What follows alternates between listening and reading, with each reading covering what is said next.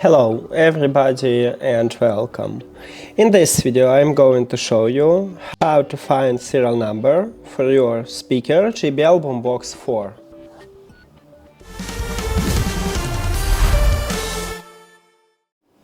And basically we have few options how to check it. The first one, you can check it at the box, but I don't have it, so I cannot show it for you. The second option is to use an application. We can find this information in the app. You need to open JBL Portable application. Of course, your speaker should be connected with the app and turn on. Then the application open for you speaker menu.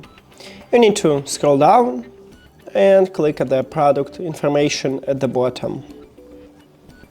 And right here we have serial number, and this one your first option how to check it. Also we can find this information at the speaker. So at the bottom of the speaker, let me turn over it.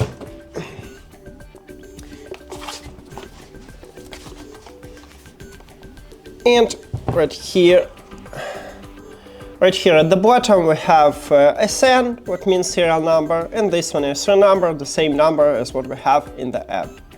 So you can check it also here. And that's it. Thank you for watching this video. If you found it helpful, please consider subscribing to the channel and leave the like on the video. See you later.